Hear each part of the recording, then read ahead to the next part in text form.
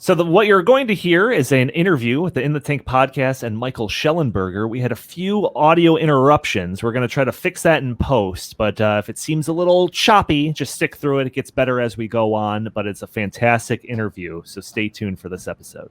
All right, so this is episode 250 of the In the Tank podcast. As always, I'm your host, Donald Kendal. We've got Jim Lakely, VP of the Heartland Institute. We've got Isaac Orr, Research Fellow at the Center of the American Experiment. But forget them. The bigger story is Michael Shellenberger. That's right, folks. We've got him. He is live with us right now. He is founder and president of Environmental Progress and author of the new book, Apocalypse Never, Why Environmental Alarmism Hurts Us All.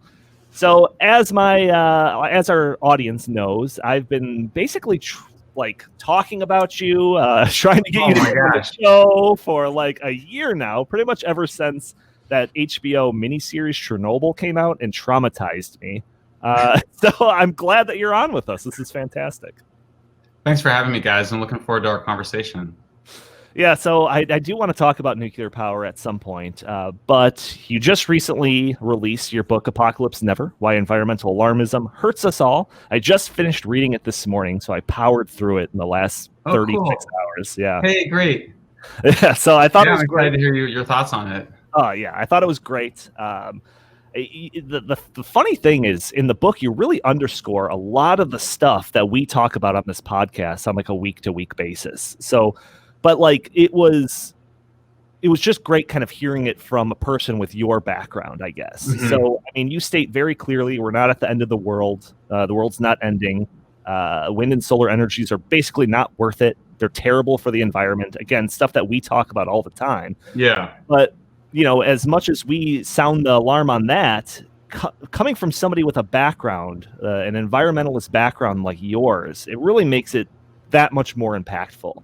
So maybe just kind of talk about your background with the environmentalism, dating back to basically when you were like 16, it says in the book. Well, yeah. Well, and thank you guys for that. That's a really generous introduction. And honestly, thank you guys for having been sounding the alarm on these issues for longer than I have. And I'm sorry it took me so long to basically get into a position where I could tell the truth. You know, this book was in some ways born of desperation.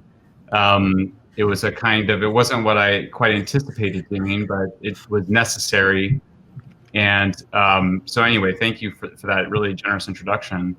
So yeah, I mean, what can I say? I've been an environmentalist my entire life. I love to be in nature. I've chosen to live in a place that's very beautiful. I'm in the Berkeley Hills. I go into nature every day. It's for me, my life of, for me, the purpose of my life is to achieve the goal of universal prosperity for all people and expand or reduce the human footprint so there's more room for nature. And there's more wild animals. And so that's always been my life's mission. And what can I say? I went to Nicaragua when I was 17 because I was a young radical. I started Amnesty International chapter when I was 15, held a fundraiser for Rainforest Action Network at 16. Anyway, I don't want to bore everybody, but basically, yeah. This is intriguing, though, because you went down because you were interested with the Sandinista Revolution, right? Right. I did. I was there for the Sandinista Revolution. It was incredibly interesting, and yes, had a big impact on me. Because I'm a middle-class kid. Somebody accused me of being a rich kid. I'm not. My parents were school teachers. Somebody on the internet. Oh man, I'm sure that your internet has been very friendly since this all came out. Yeah. I mean, it's nice. I finally got to the age. I've been criticized a lot, and that's fine. But I finally got to the point where people always said, your skin will get thicker, and I kept being like, God, it's just taking forever to get it very thick because I'm still so sensitive and. Yeah. But I finally got to the point where with this recent round, I was much more calm with just the reactions from people. I wasn't triggered. It was truly the first time, I think, where I was like, oh, that's just not about me. Like the person that they're criticizing and attacking, it's not me. And I always knew that intellectually, but finally this time it kind of felt that way. Right. Well, I'm curious because, you kind of went through some of your past there, but even in the Obama administration, you were arguing for them to invest more in renewable energy, like, wind and solar. You mentioned in the book, what is it, the Apollo project, or that was basically like the precursor to the Green New Deal. Like, you were behind that. So what was kind of your shift to acknowledging that wind and solar are basically terrible replacements for normal energy sources? Yeah, and of course it's a humbling experience, first of all, because I'm sorry that I mean, I look at it, you kind of go, in some ways, I kind of go, like on the one hand, I mean, the argument of the book is that there's a underlying physical reason that renewables are bad for the environment. And it's just the energy density of the fuels, which translates into the power density of the generation, or what is technically the conversion of energy stocks and flows into electricity.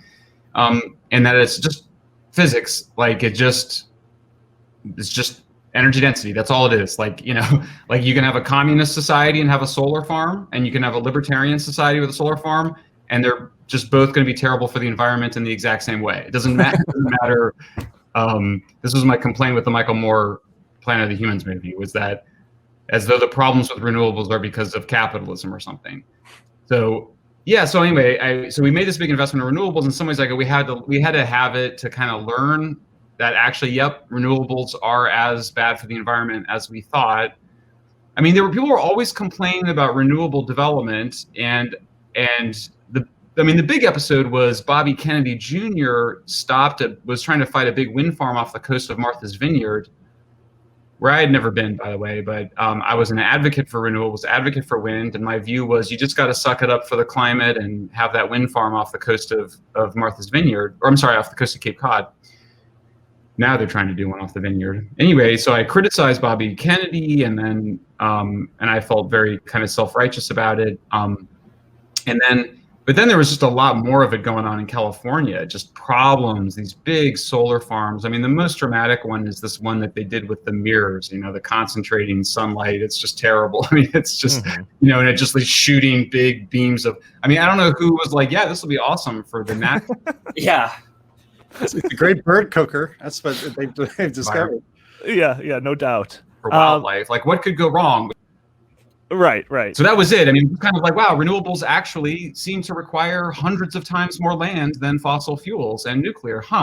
It's interesting. Is that just because we cited it badly, or no? Actually, it's because of the inherent. And I write about Jesse Ausable, whose work has been an inspiration. I mean, I think he's in some ways one of the most important figures in the book. He's the one that explains power density so well. But of course, we also see it in Václav Smil. I rely on Smil's books to this calculation I put in that thing that we did. I did it on Monday to announce the book. Was that Smil's the one that says, look, current energy production requires 0.5% of land in the United States. If you go to 100% renewables, you would need to use 25 to 50% of all the land in the United States. And that this is not sort of a conspiracy or a speculation, that this flows directly from the physical nature of dilute sunlight and dilute wind.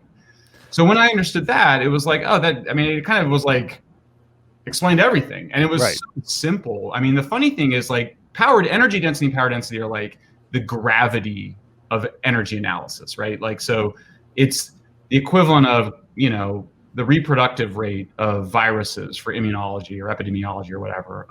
It's like a basic foundational concept.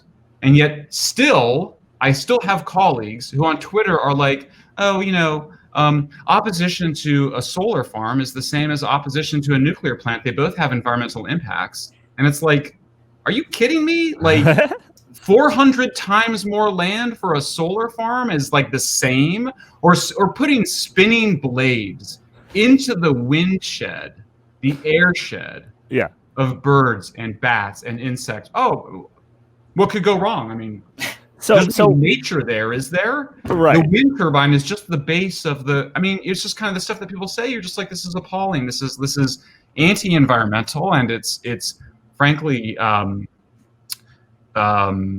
just dishonest. And like the whistle had to be blown like hard. Like Václav, I know Václav Smil now. I know Jesse. I know all these guys, and they just don't want to deal with the crazy apocalyptic environmentalists. They're just too nasty. I mean, Václav, the first time I met him, all he did was wanted to complain about Amory Lovins and what a liar he is. And I was like, yeah, I know, he's a huge liar. Like, he just lies like that's just standard MO.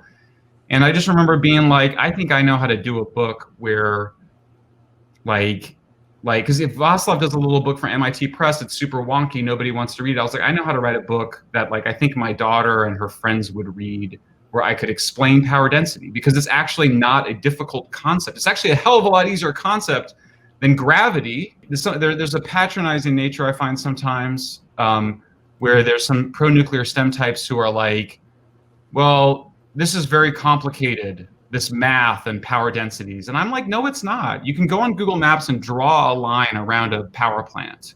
And then all you have to do is divide it by the amount of electricity it produces every year, and you can figure out the power density. Like, any 8th grader could do that.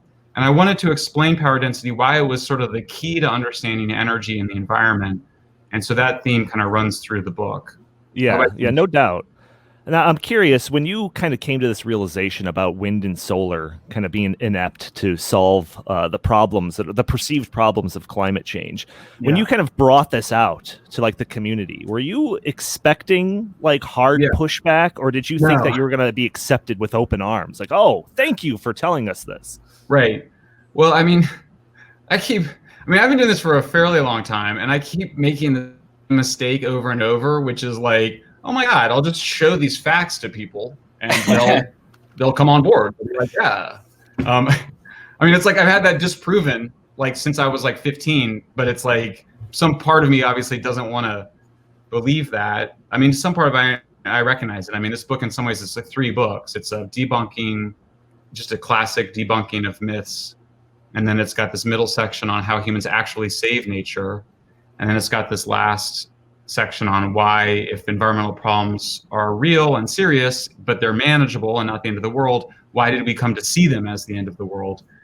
So I do recognize that facts aren't enough, but nonetheless, I had a friend who works at one of the big environmental groups, who I remember after I read the Jesse Ausable stuff, I was like, look, this explains it all. This explains why renewables are terrible and why nuclear is the best. Look, it's physics.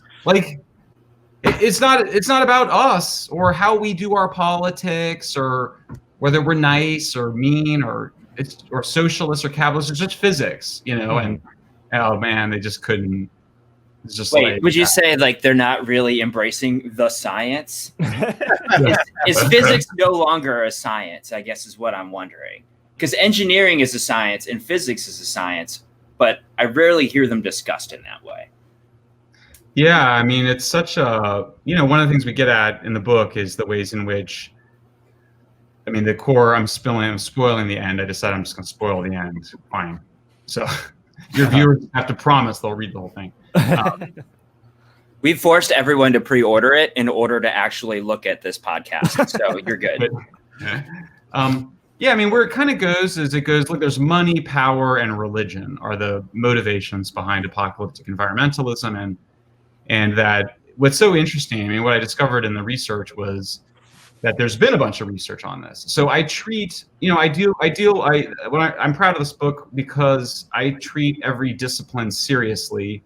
In other words, I do climate science, I do deforestation science. We also do psychology, and I do theology, and I do sociology. And so in other words, there's all this research that shows environmentalists are overwhelmingly people who reject the traditional Judeo-Christian idea of dominion, which is this idea that God gave the earth to us to use, that God gave nature to us to use. Environmentalists overwhelmingly reject that. Even the ones that say they're environmentalists, that's something they reject. And there's also all this research suggesting that a lot of research, books and articles and empirical studies showing that environmentalists are actually describing their own environmentalism in religious terms. And so we go through it, right? Like the Genesis story is really in how we talk about endangered species. So what they've done is they've turned nature into the new God, and the role of renewables and organics is going to harmonize us, make us right by nature in the same way that Christians want to be made right by God through their behavior, through their morality. And then science is supposed to be sort of the new religion, but of course it creates all sorts of problems because that's not what science is. Science doesn't behave that way. It behaves like science. And so, so basically these are problems of environmentalists treating science as though it's a religion. And that explains how you just get these crazy apocalyptic claims about everything from climate change to species extinction to plastics to everything else. It's all just kind of coming from a much deeper place. In other words, apocalyptic environmentalists aren't just wrong in some random way. They're wrong in a very specific way that follows from an underlying theology, and that science is part of that. Yeah, no, it's very interesting that you said that. Like, I found this chapter to be one of the most interesting in the entire book, and it was interesting to me because, again, we kind of talked about this a little bit, but just from a very surface level. Like we pointed out, at one point, comedian Sarah Silverman said that Greta Thunberg was like the new Jesus. And then NBC News came out with a website that was Confess Your Climate Sins. So we kind of like, at a very surface level, talked about this already. But I think this chapter goes a lot deeper into the, like, people looking for meaning. And it's seriously one of my favorite chapters. Thank you so much. It's the culmination of I think hopefully it's the culmination of what came before that. Well, Michael, were you one of those who considered environmentalism a substitute for religion or an extension of spiritual belief? When you were, you've been an environmentalist your whole life. Did you find yourself caught up in that kind of thinking? Yeah, definitely. I mean, I think, but the key thing I think you have to understand is that whereas like Jews and Christians and Muslims are aware that they're Jews and Christians and Muslims and that that's a religion, apocalyptic environmentalists don't think that their religion is a religion. They think it's science. Right. So they think that they genuinely believe this. I mean, I had some people, it's kind of easy to misinterpret things, but people kind of were like, on Twitter, they were like, how high up does this go, man? Like, do the UN people, they all are in on it? And I'm like, no, they really believe that stuff that they're saying. Like, it's not like people are pretending, So yeah, I for sure. I mean, it was like a kind of, now, mine would get really, I think my spirituality, my nature spirituality started running into trouble very quickly too, because my personality is a bit more skeptical. And so I was never super woo, as we say out here. Never maybe went full woo, or maybe half woo. But like I said in the book, I mean, I think that there's this interesting question, which is sort of, is environmentalism a manifestation of depression, or does it just make you depressed? And where I kind of come to is both. I mean, this came to me a long time ago, actually, where I would be reading these beautiful histories of the civil rights movement, really just Parting the Waters, if we're being honest. I'd read Parting the Waters. It's one of my favorite books. Love in the Face of Hatred is a totally beautiful thing to read about. And then I would read Bill McKibben, he's a climate apocalyptic guy. And it was just, I'd be depressed. Now, was I gravitated towards that because maybe I was feeling sad about some things in my life? Yeah, that's probably true too.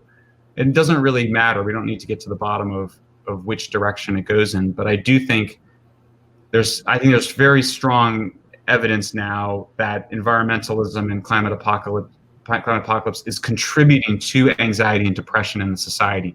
I'm not going to say that it's the main cause. I don't think that. I don't know that. But I definitely think it's a contributing factor. And I also cite this incredible book. One of the best books on the environment is actually the biography of the Unabomber. Sounds like it might be like a right-wing book. It's not. It's a very straight, beautiful book. But he talks about the birth of this story of despair and doom out of the 60s, basically. Which was like, it's the story of, human civilization has just gone too far. And then we had the death camps and we had Hiroshima and now there's climate change and we're just doomed. And it's just bad and stupid and wrong in like 1,000 ways. Right. But it's just hegemonic at the universities. It's like hegemonic in the culture in Hollywood. And it's oppressive and wrong. And I just had to write something that just debunked it, but then also was like, if you care about the environment, here's what you should do and care about and how you should think about it. and here's why people are so lost. Yeah. It's not their fault. They're sort of, it's like I don't blame people for being apocalyptic environmentalists any more than I blame people for catching the coronavirus. It's like an infectious disease. Right. It's treatable, though. Highly treatable. Yeah, let's talk about that, because if this is a religion and people are using this as their sense of edification or, spirituality, then that makes it a lot more difficult than just saying, oh, by the way, your science is incorrect. You didn't carry the two. Right. So I guess, how do we move forward from this then? Yeah, so the argument that I make at the last chapter is that the response to apocalyptic environmentalists has mostly come from the political right. Now, that's not always been the case. I point out that Bayard Rustin, who was basically a Marxist in the 60s, he was the guy that organized the March on Washington for Martin Luther King. He was pretty critical of environmentalists. He sensed something really wrong. But mostly it's existed on the right, and it's mostly existed, the criticism, among STEM types.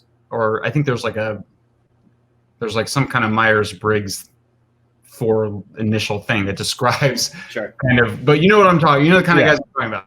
Science, rationality, STEM types. And I think they've always kind of been like, they've done the debunking part, not always super well, but they've kind of done it. But it's always had a flavor of, let me show you the math on why you don't need to worry about the environment. That's how it's been experienced by people. Certainly that's how it's experienced by me. I think it's how it's experienced by a lot of people in general, certainly people on the left. I think that's how it's experienced. Mm-hmm. So what I wanted to do with Apocalypse Never was I felt like I needed to tell my own stories. I needed to talk about why I care about the natural environment, because I actually think the reasons that I care about the natural environment are in some ways the same as everybody else's. But I think that they're very different than the apocalyptic story about why we should care about the endangered species, for example. I cite this. There's always been this effort from some extreme conservationists to say, well, we have to save endangered species because if not, human civilization will collapse. It's just completely ridiculous. Like, there's not even a mechanism in which some species would go extinct and then what? Like, our roads and sewage systems and buildings and infrastructure somehow disappear? It's just bizarre. So it's false. I care about gorillas, which is a species I talk about, and yellow-eyed penguins and other species. And I say, why do I like these species? Well, because I like these species. I love these species. Why do I love them? I don't have to tell you. I just love them. Like, I don't kind of go, I like how there's a yellow ring around its eye or something. You spend time with a gorilla, one of the last great mountain gorillas in the world, a tiny number of them. It's the most profound spiritual experience, one of the most profound spiritual experiences of my life. And that's not unusual, by the way. That's why you go see the gorillas, because it's incredible. Like, to see gorillas in the wild, it is like staring at some evolutionary cousin, just like you would imagine it. Like, you're just sort of like, there's things in them, and you're like, that's like humans. And then there's things that are really different, really animal. It's an incredible experience.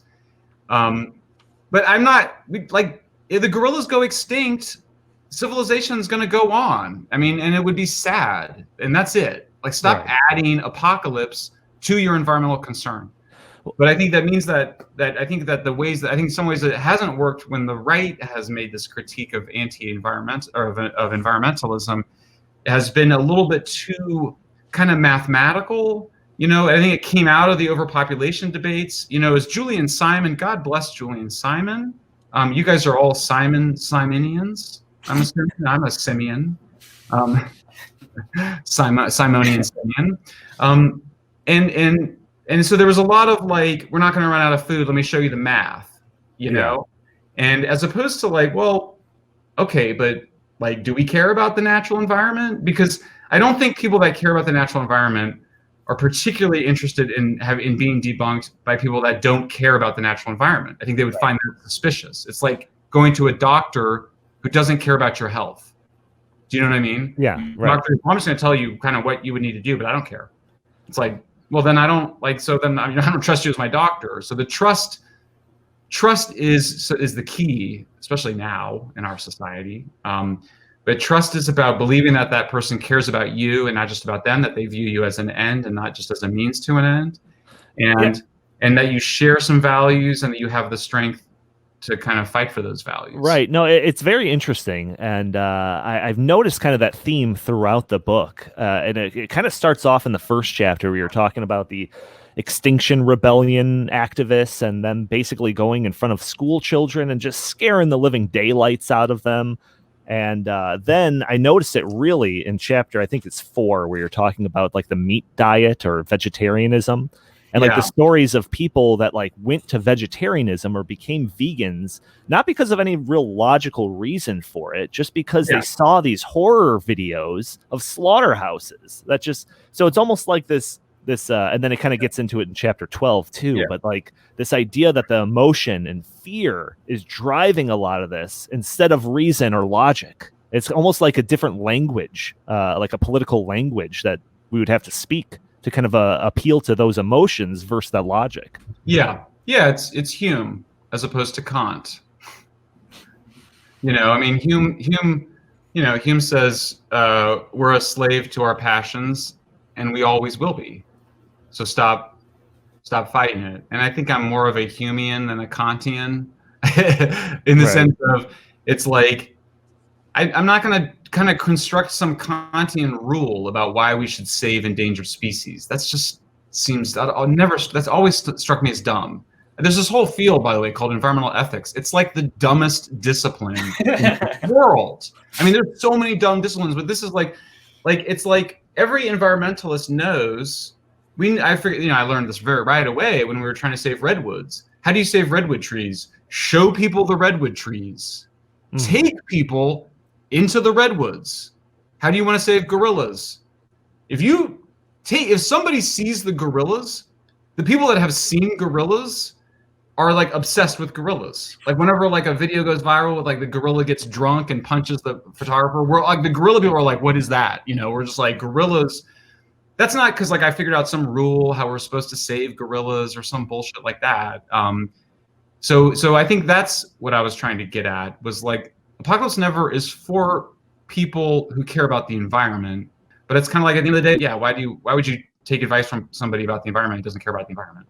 Well, Michael, I think the field of environmental ethics actually has a lot of promise, even if it's not being executed very well right now. Sorry, I didn't read through. I hope you're not an environmental ethicist, Jim. No. He doesn't have an ethical bone in his body. Don't worry about that.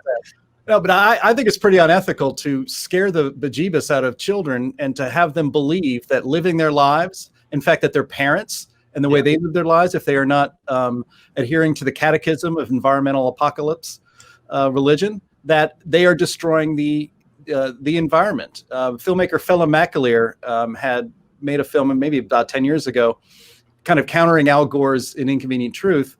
And I remember the opening scenes were of British children in a school in Britain, scared, crying, extremely upset that polar bears were all going to die and it was all their fault. To me, that is an extremely unethical and in many ways an immoral thing to do, especially as you have discovered through your journey to this position, that the science and the data and the math don't add up, don't justify that kind of thing. Right. Yeah, because I think if like an asteroid were genuinely headed towards the Earth that threatened civilization, got to tell the kids about that. Like we're not saying, don't let the kids hear about bad. I mean, obviously, like the kids we're in the middle of a pandemic, so it's not like I'm suggesting we should shield children from this, but I think it's coupled with this other justification. I mean, this was the craziest thing. So, because, what I did with this is I criticized climate alarmism last year. I actually criticized very specifically and very carefully and deliberately specific things because I wanted to get them out there before the book was published. So if some scientist was going to suggest that I misrepresented him, and they were all him, then I would have it. None of them did. But I got some attention for one of them, and I was invited to go on BBC. And the BBC reporter goes, "Okay, Michael, but what would you say to somebody who says you got to exaggerate a little bit to get people's attention?" And I was just kind of like, "You're like a journalist. Like, like, I mean, it's like, I was thinking the other day, I was like, like neither George Orwell in 1984 nor Aldous Huxley in Brave New World predicted that the journalists would be the ones demanding censorship. Right. Or the journalists would be the ones demanding moral alarmism. Or the journalists would be demanding that nobody report two huge facts. I'm just kind of like, look, I don't care if anybody buys the book, maybe reads it. Two things: carbon emissions have peaked and are going down in most rich countries, and are going to peak and go down globally soon on climate timescales that matter. I'd say 10, 20 years, maybe max. Which means that temperatures are almost certainly not going to go above 3 degrees, above pre-industrial levels, and that's huge. Obviously, I mean, view is we don't want a lot of warming. More warming is worse than a little bit of warming, but obviously some of that warming is a consequence of lifting people out of poverty. So, but the optimal number that Nobel Prize winning economist William Nordhaus says is 4 degrees. So at 3, we're even under the optimal level. That's the first fact. The second fact is that deaths from natural disasters have declined 90% in the last century and 80% in the last 40 years. So what's the scenario where that reverses itself? What's the scenario where somehow, oh God, no, floods, we're helpless against floods. How shall we ever prepare for? I mean, it's like, come on, like, right. What are you doing? And so it's the journalists, not going to name any names right now or yet. That may happen. Oh, come on. It's give me, okay, see how things go. I've got a couple of journalists I'm having a problem with right now. We need to get a few drinks in this guy. Yeah. Actually, I quit drinking, so there you go, man. You're really in trouble. But there's journalists who are like, they refuse to report. Like, that's like the most essential context. Like if you're like this, okay, fine. The New York Times just had a piece on flooding. Christopher Flavel, and it's like, oh my God, we're going to have all these floods because of climate change. It's like the precipitation increases that you're talking about are just like nothing compared to the difference between having adequate flood control systems or not. Mm-hmm. So the issue is having good flood control systems. And yeah, I think we should reduce emissions. So I favor moving from coal to natural gas and moving towards nuclear. But this thing where it's like, we're going to pretend that somehow we're these helpless, like we're helpless before natural disasters. I mean, I'm about to write a thing today. I requested an interview with her. We'll see if I get it, with Catherine Hayhoe. She tried to debunk me on Twitter. It's awesome. She blocked me on Twitter. Oh, me too. No, that's not very sporting. No, it's okay. So she goes, don't believe, I think she's my, the kids tell me it was subtweeting because she doesn't use my name, right? Oh, okay. Don't believe these fake people that are saying there's been no increase in natural disasters. Look at hurricane strength increasing. And I was like, oh, no. I Google IPCC definition disasters. And I was like, oh, sure enough, like, she's preying on a popular misconception that a hurricane is a disaster. It's not. A hurricane is not a disaster. A hurricane is a hurricane. A disaster is when the hurricane kills people or causes damage. That's what makes it a disaster. That's how the IPCC defines natural disaster.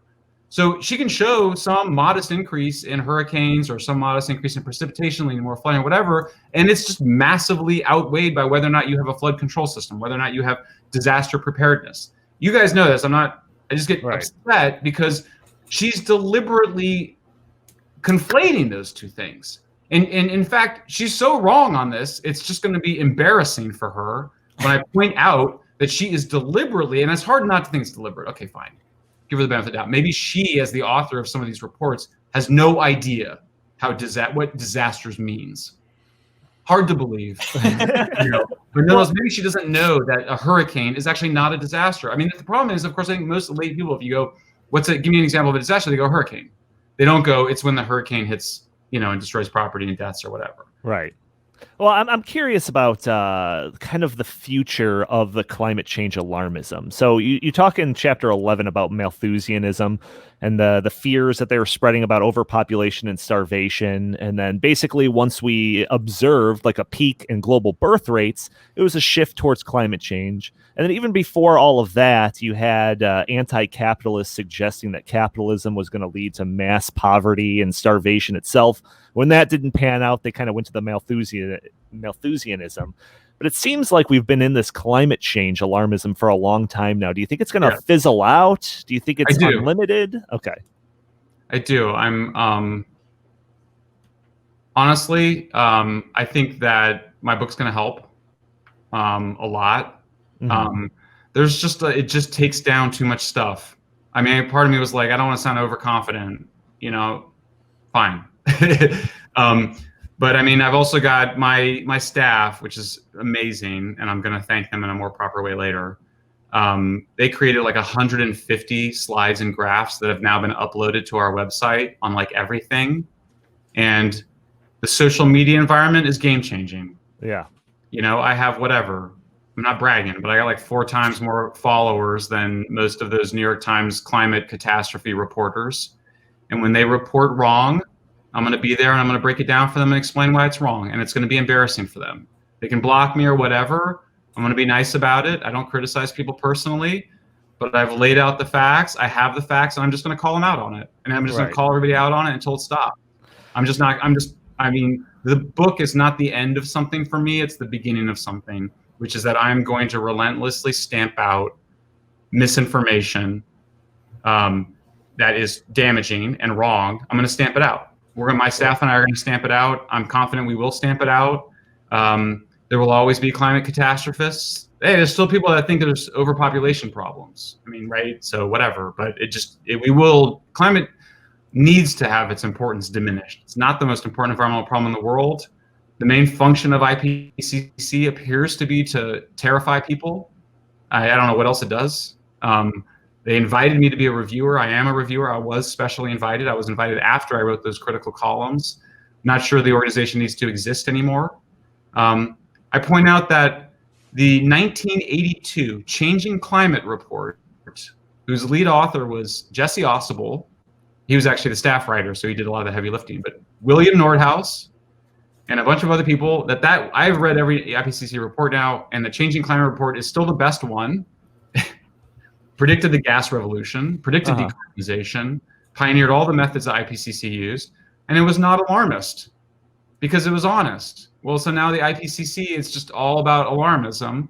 So yeah, I think it's going to change a lot. I think Apocalypse Never is going to change it a lot. I think it's going to be hard to read Apocalypse Never and maintain the alarmist nonsense. And so the fact that the book broke through, I'm talking about it with people, it's out.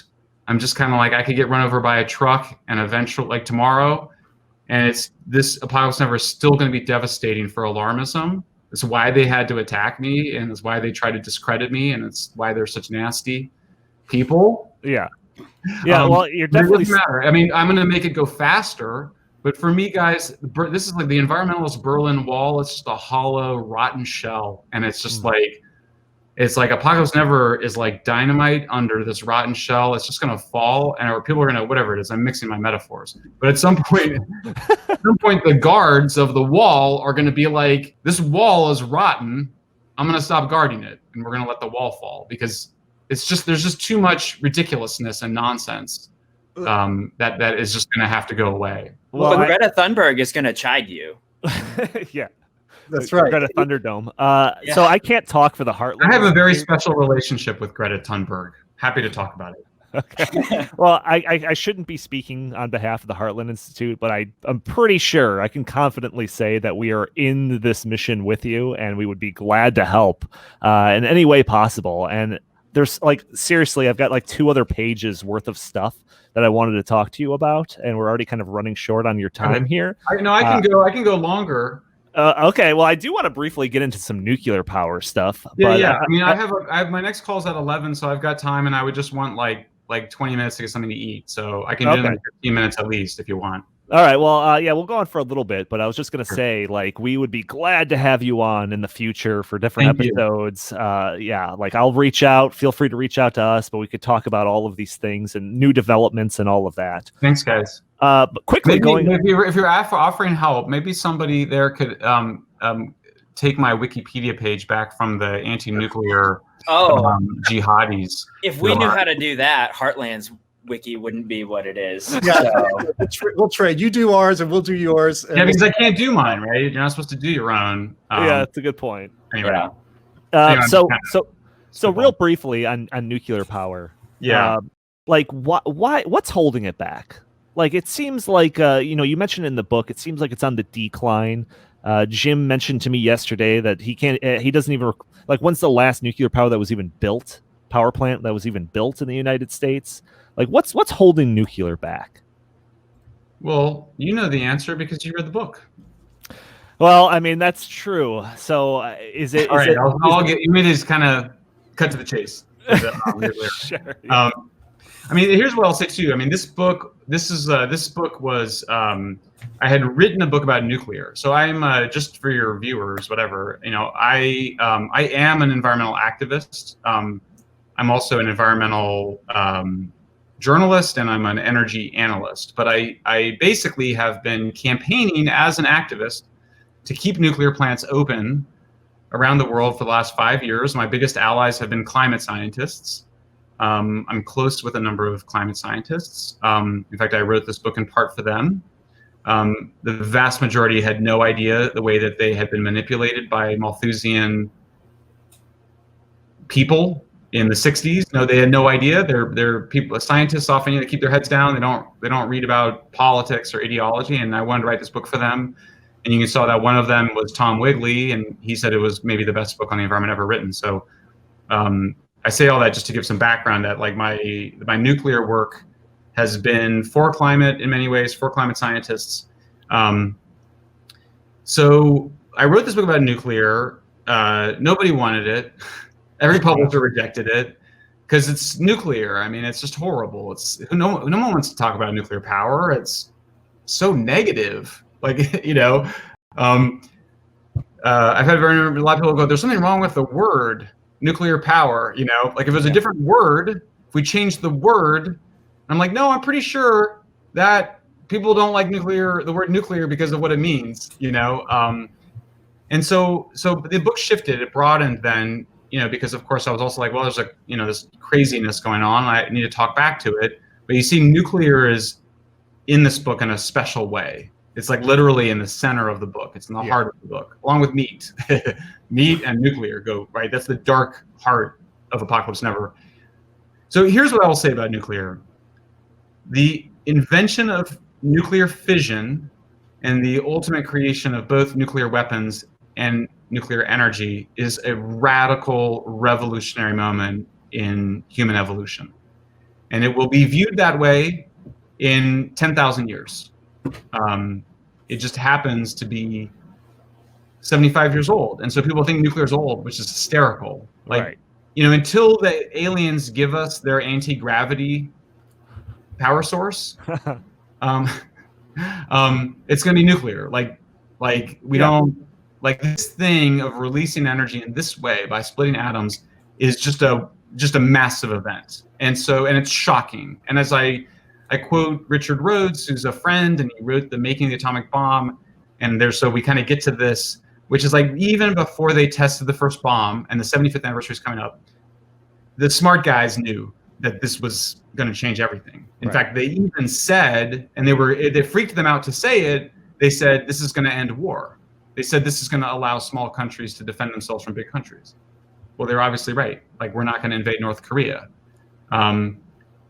People hate it when I say that, right? Like, the most true thing about nuclear energy is that it radically alters international relations. It's like a completely just crazy event. As soon as we invent the bomb, I mean, I have some point I want to come back to it because it couldn't fit into this book. But, in the 50s, like the US government was producing propaganda films about nuclear weapons and nuclear war, showing them to children, including that famous test that's in one of the Indiana Jones movies, you might remember. they were showing these films to school children. I mean, it's like insane. Like I mean, that's why I'm kind of like, well, the climate apocalypse people are pretty bad, but God, what the bunkers got in the 50s was crazy. It's like, kids, today we're going to watch this video or this film, like a film, where they show like a whole community just getting devastated, just blown apart, and like the family's like, and then it's like, now we're going to practice duck and cover. Everybody get under your desk. Yeah. And then you're like, why are baby boomers so afraid of nuclear? God, I don't know. So let's all watch the future scenes of the Terminator, and then we'll start to address something. Then I point out Hollywood's been the major. Yeah. In my research for this, I was surprised by. I mean, I knew who some of the characters were, but I was surprised by some findings, and one of them was that Hollywood is just an independently major factor behind fear of nuclear.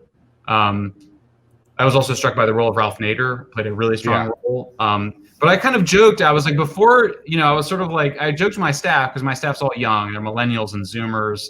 And I was like, no, we were the last Gen Xers were the last ones to get traumatized. Like every generation up until my generation was being traumatized about nuclear and the bomb and whatever. And everyone's like, millennials were way more open to nuclear. And then like 1 month later, HBO announced that it was going to do the Chernobyl miniseries. I was like, Jesus God.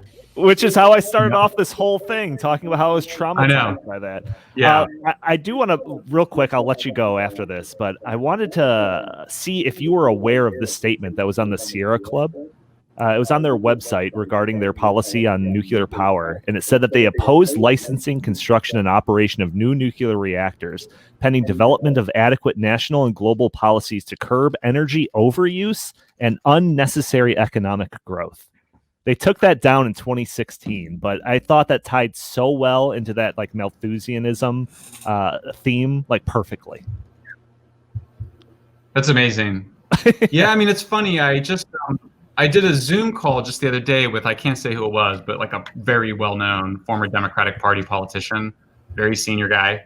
And he just kept insisting he wasn't anti-nuclear. No, Michael, no, gosh, no, I'm not anti-nuclear. No, golly, And then it was like, and I'm in favor of these advanced, reactors, something. And then I was like, well, we're trying to get these new nuclear plants built in Britain. I mean, it's a huge opportunity. I don't know if you guys know, I just hired the Extinction Rebellion spokesperson to run my organization in Britain, Zion Lights, who's in the book. But anyway, I was telling him about that, and he was like, well, but what about the waste? I was, I knew about Yucca Mountain, and some of the waste leaked, and I was like, really, the waste leaked? What exactly leaked?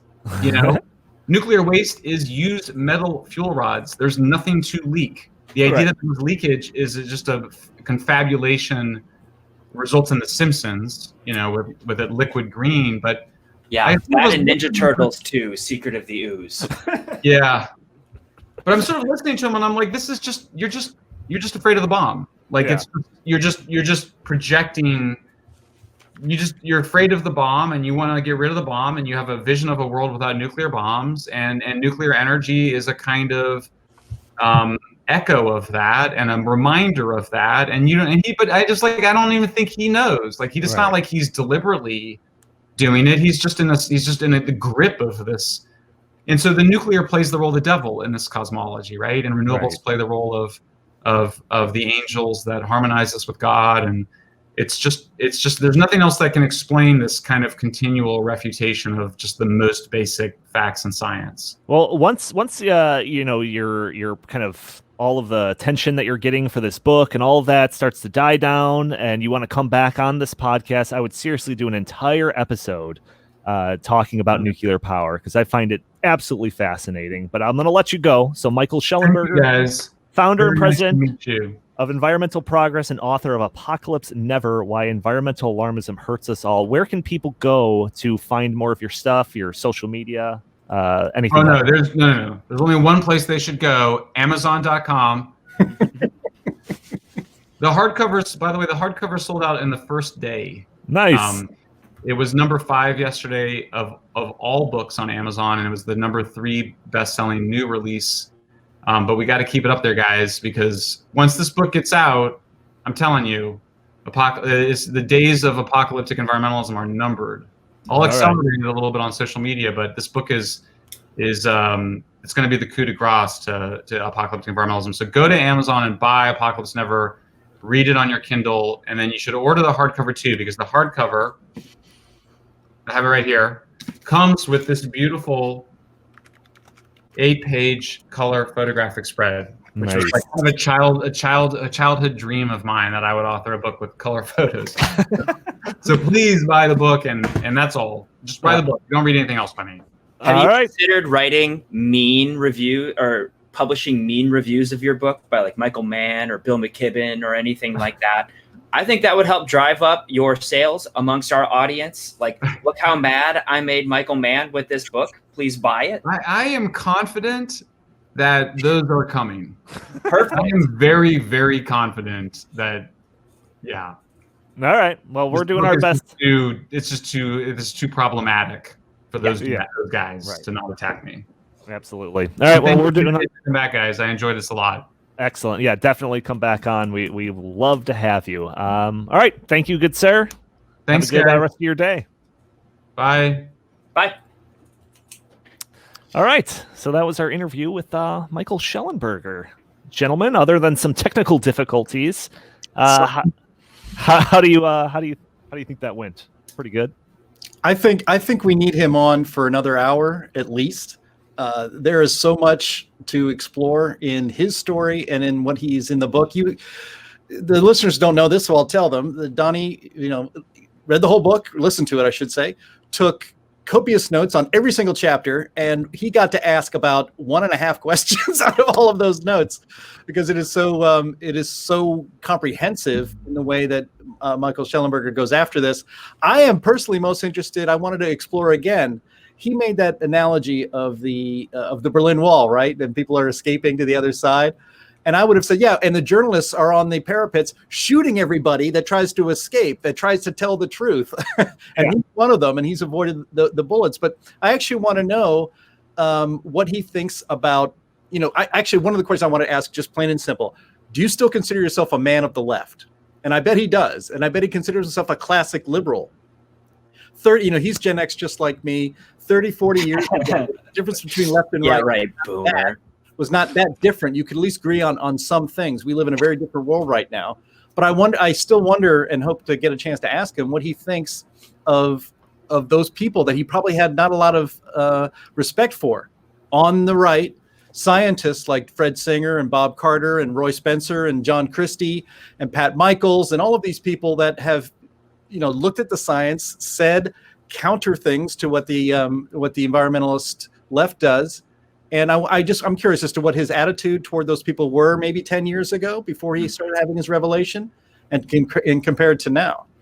Yeah, it's I could do like I said, I could do a whole nother episode. I've got a whole page of my questions for this gentleman about nuclear power.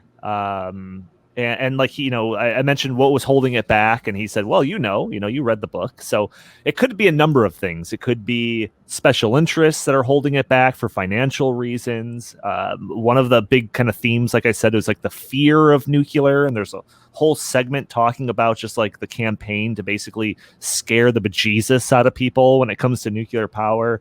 It could be the whole Chernobyl thing and the history. So I want to get into that, but even in his answer, and I was going to talk to you off screen about this, is he came up with another thing that I think could be a factor in all of that. But all of it, I want to talk to about the future of nuclear, if it was allowed for innovation, what the future would look like when it comes to, and what does that mean for energy and society. I want to do a whole nother hour with the man. But Isaac, is there anything that you wanted to ask you didn't get a chance or time to?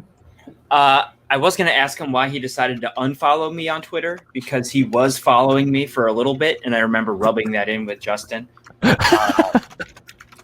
And, not anymore. It was probably all my COVID tweets, because I will admit I got a little crazy there for a little bit.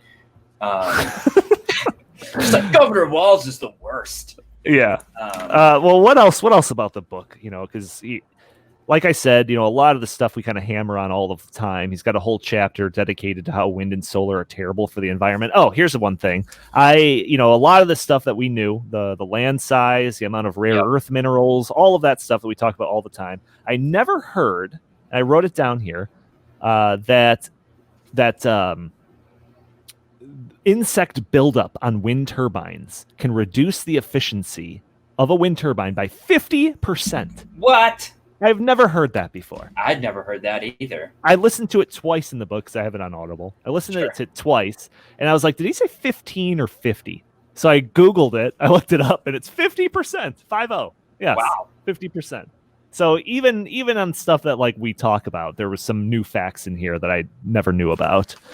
He talks about like plastic. We talk about plastic all the time, and how it's actually, people think that it's unnatural, so that means it's inherently bad for the environment, and how that's not the case, and how it replaced things that were even worse for the environment. He talks about sweatshops, and it was another thing that he talked about, which was the power density, right? So power density, you want like the smallest amount of land producing the most amount of energy. And that's kind of another reoccurring theme throughout the book. He talks about that in terms of like farmland. You want to produce as much food off of as little land as possible, and how we could basically do that with advancements of technology, irrigation, fertilization. And then he also talks about that in terms of other things as well. But I don't know, I really enjoyed the book. I think it's absolutely perfect to kind of like red pill like a leftist.